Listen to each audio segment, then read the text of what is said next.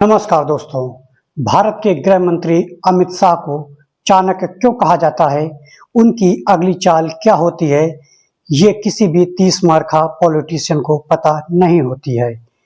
अगस्त के पहले सप्ताह में अमित शाह संसद भवन में कुछ ऐसा करने जा रहे हैं जिसके बाद पूरा देश हक्का बक्का रह जाएगा। दोस्तों, अमित शाह एक ऐतिहासिक बिल पास कराने जा रहे हैं जिसके बाद विदेशों से आने वाली फंडिंग पर लगाम लग जाएगी। आप लोग क्या सोच रहे हैं? दिल्ली के जंतर मंतर पर जो इस समय प्रोटेस्ट चल रहा है सीजेपी के द्वारा, वह नीट पेपर लीक की वजह से चल रहा है, तो ये आपकी गलतफहमी है दोस्तों। आज की वीडियो कुछ खास होने वाली है, थोड़ी सी लंबी हो सकती है, लेकिन अगर आप पूरा सुनेंगे तो निश्चित तौर पर आपको समझ में आ जाएगा। आज हम FCRA के बारे में बात करने वाले हैं दोस्तों, और आपको यह पता चल जाएगा कि अमित शाह को चाणक्य क्यों कहते हैं।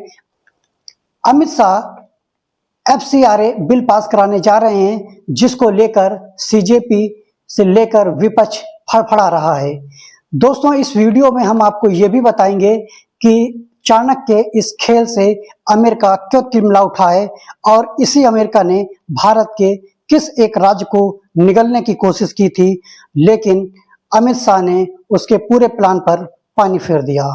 दोस्तों, वीडियो की शुरुआत हम करें उससे पहले आपसे निवेदन है कि आप जल्द से जल्द वीडियो को सब्सक्राइब कर लीजिए और बेल आइकन की घंटी दबा दीजिए। साथ ही आप वीडियो को शेयर करना बिल्कुल ना भूलें दोस्तों, और हमें वीडियो पर एक कमेंट करके भी बताइए कि अगली वीडियो आप किस मुद्दे पर देखना चाहते हैं। दोस्तों, FCRA ये क्या होता है, सबसे पहले हम इसका फुल फॉर्म जान लेते हैं। फॉरेन कंट्रीब्यूशन रेगुलेशन एक्ट, यानी अगर इसे हिंदी में कहें तो विदेशी अंशदान संशोधक विधेयक। दोस्तों, इसका मतलब ये होता है कि विदेशों से आने वाली जो फंडिंग होती है, अब ये बिल जब पास हो जाएगा तो सरकार इस पर पूरी तरह से निगरानी रखेगी। इस बिल को लेकर विपक्ष द्वारा तरह तरह की चीजें फैलाई जा रही हैं, उस पर भी हम आगे बात करेंगे। दोस्तों, FCRA क्या है पहले वो समझ लेते हैं। दोस्तों, यह एक ऐसा कानून है जो भारत में किसी भी व्यक्ति, संस्था और NGO पर लागू होता है।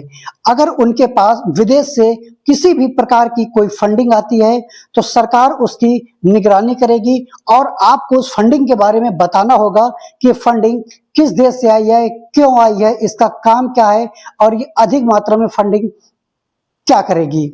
दोस्तों, पूरा कायाकल्प है इसमें।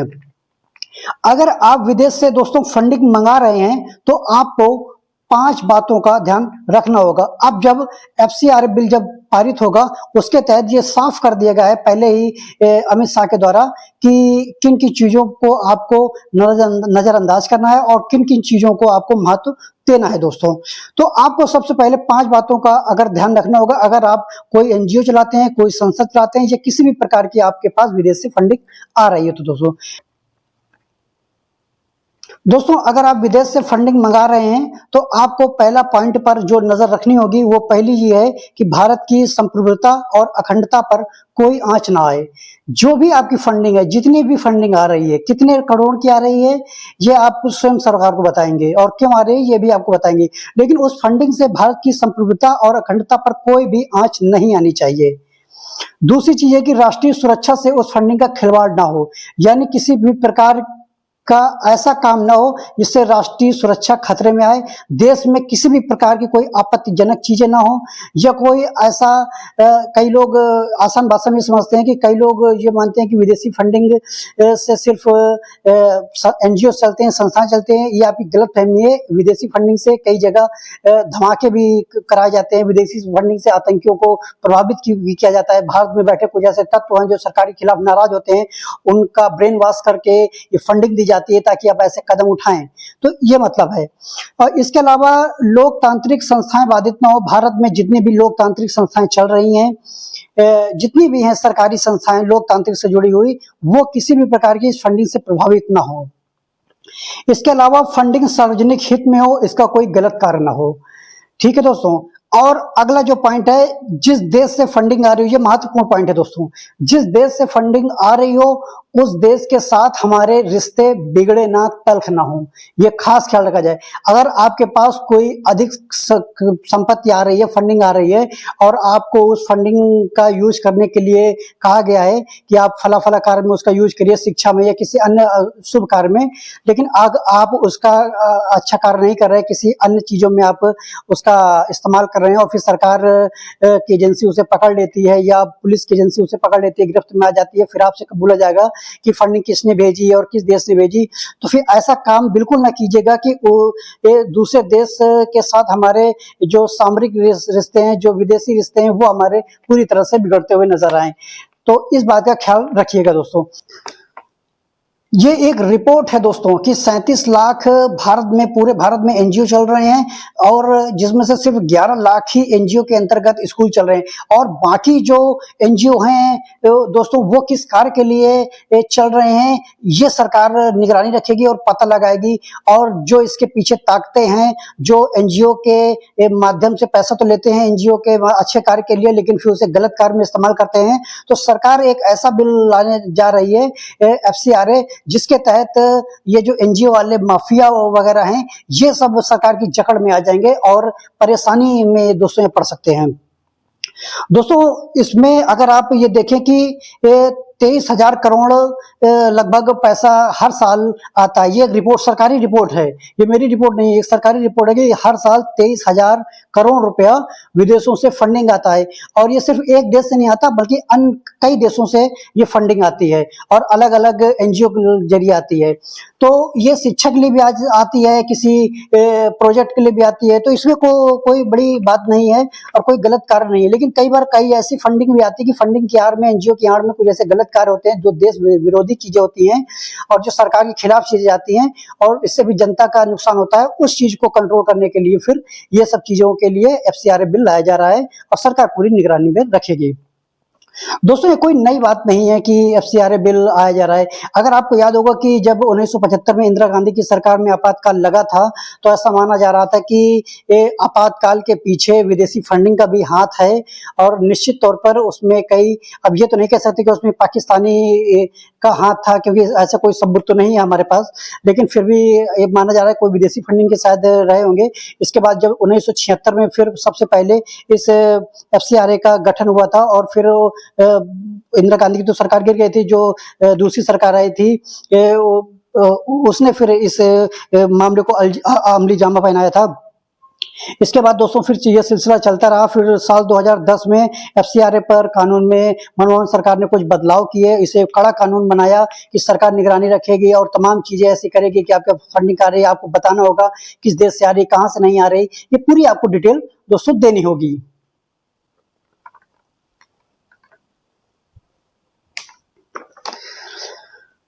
ये पूरी डिटेल दोस्तों आपको देनी होगी। तो अब दोस्तों दरअसल जब 2010 में अगर आप देखिए जो FCRA के जो था पूरा उसका नाम, तो उसका नाम अगर आप जाने तो नेशनल एडवाइजरी काउंसिल था दोस्तों। और ये मनमोहन सिंह की सरकार की मैं बात बता रहा हूँ 2010 में, तो जिसे सोनिया गांधी दोस्तों चलाती थी। अब विपक्ष से तिलमिला के रहा है, ये आपको आगे समझ में आ जाएगा। तो इसे सोनिया गांधी दोस्तों हैंडल करती थी और मतलब अब ये कोई नई बात नहीं है कि जब मनमोहन सरकार 2 कार्यकाल में रहे हैं तो उसके पीछे चाबी सोनिया गांधी के हाथों में थी और मनमोहन सरकार को सिर्फ कठपुतली के तौर पर माना जाता था कि वो सिर्फ चाबी है जो सोनिया गांधी घुमाती है, मनमोहन सरकार वही करती है। तो ये ऐसे आरोप लगते रहे हैं, ये सत्ता पक्ष भी लगाता रहा है, उस समय का विपक्ष मतलब विपक्ष लगाता रहा है और भी कई लोग इस पर बात करते रहे हैं। खैर ये अलग मुद्दा है। दोस्तों इस काउंसिल में एनजीओ के जब 2010 में जो सोनिया गांधी चलाती थी, तो इस एनजीओ काउंसिल में दोस्तों सारे बड़े लीडर एनजीओ के उपस्थित होते थे, यानी वो इसको रेगुलेट करते थे, उसको चलाते थे। उनसे लगातार सोनिया गांधी से लगातार बातें होती थी और कैसे क्या किया जाए, इस फंडिंग का क्या किया जाए, आप कहाँ खपाया जाए, इसको ये किया जाए, ये सब चीजें वो मैनेज करती थी दोस्तों। और प्रत्येक एनजीओ में दोस्तों उस समय 1000 लोग काम करते थे, इससे ज्यादा भी हो सकते हैं, ऐसा नहीं मैं कह रहा हूं कि 1000 से ज्यादा लोग काम कर सकते हैं। और मैं ये नहीं कह रहा हूं कि सभी एनजीओ खराब होते हैं, कुछ ऐसे हमारे देश में एनजीओ हैं जो गरीब लोगों की पढ़ाई के लिए, गरीब तबकों के भोजन के लिए, आवारा पशुओं के लिए और पशु जो घायल वगैरह हो जाते हैं, इंजर्ड हो जाते हैं, उनके लिए कार्य करते हैं। मैं सभी स्कूल चलाते हैं, अच्छे विद्यालय चलाते हैं, कोचिंग चलाते हैं। ऐसी बहुत सी दोस्तों संस्थाएं हैं जो अच्छे कार्यों के लिए करती है। लेकिन ये भी बात नजरअंदाज नहीं की जा सकती कि कई ऐसे संस्थाएं हैं एनजीओ की जो गलत कार्य करती हैं और फंडिंग करती हैं ताकि देश में उपद्रव बना रहे और सरकार के खिलाफ आंदोलन और प्रोटेस्ट चलता रहे दोस्तों। तो जैसा कि मैंने कहा कि एक एनजीओ में लगभग 1000 या उससे अधिक लोग काम करते थे, और मैंने कहा कि 37 लाख जो एनजीओ हैं वो पूरे हैं। तो अगर आप 37 लाख इंटू 1000 करेंगे तो आपको आंकड़ा पता चल जाएगा कि करीब 3 करोड़ 70 लाख लोग इस बिल को लेकर फड़फड़ा रहे हैं कि आखिरकार अगर एफसीआरए बिल अमित शाह ने पारित करवा दिया, पास करवा दिया, तो फिर जो 3 करोड़ 70 लाख लोग हैं, ये फिर इनका जो धंधा चल रहा था, जो पीठ पीछे धंधा चल रहा था, वो ऐसा क्या होगा। और इसलिए वो ज्यादा चिंतित नजर आ रहे हैं दोस्तों। और इसमें विपक्ष भी निश्चित तौर पर चिंतित नजर आ रहा है कि आखिरकार जब सरकार की निगरानी में सब कुछ हो जाएगा तो फिर विदेशी फंडिंग का क्या होगा, क्या नहीं होगा, ये फिर परेशानी का सबब बन सकता है सभी के लिए। इसमें कोई दो राय नहीं है। तो अब 2020 में दोस्तों, जब 2010 की हमने बात की, 2020 में 10 सालों बाद मोदी सरकार ने फिर एक संशोधन किया और उसने कहा कि सारे एनजीओ पर सरकार निगरानी रखेगी। अब विपक्ष हल्ला ये मचा रहा है, मतलब कि सामने आकर, मीडिया के सामने आकर बयान दे रहा है, और जो उसका आईटी के द्वारा जो टूल किट चल रहा है वो ये बयान दे रहा है, और ये लोगों को, जनता को भड़का रहा है कि सारे एनजीओ बंद होंगे और धार्मिक संस्थाएं बंद होंगी। लेकिन सरकार ने साफ कर दिया है कि ना एनजीओ बंद होंगे, ना धार्मिक संस्थान बंद होंगे, ना कोई प्रभाव होगा। बशर्ते आपको ये करना होगा कि आपको उस फंडिंग की पुख्ता जानकारी देनी होगी। पैसा किस ले आया, कहाँ खपाया, कितना खपाया और किस देश से आया, बस आपको इतनी जानकारी देनी होगी दोस्तों। अब दोस्तों एक बड़ा सवाल, जैसा कि मैंने शुरू में कहा था कि अमेरिका के बारे में बात कर लेते हैं। अब दोस्तों ये जो फंडिंग है विदेशों की, ये सबसे ज्यादा फंडिंग अमेरिका से आती है भारत में। अगर भारत के लिहाज से बात करें तो सबसे ज्यादा फंडिंग अमेरिका से आती है। और अमेरिका से आने के बाद इसमें ऐसा कुछ नहीं है, ये परेशानी है कि अमेरिका में भी इस एफसीआरए बिल का विरोध हो रहा है। अब ये विरोध क्यों हो रहा है, कौन लोग कर रहे हैं, इसमें कोई दो राय नहीं है दोस्तों।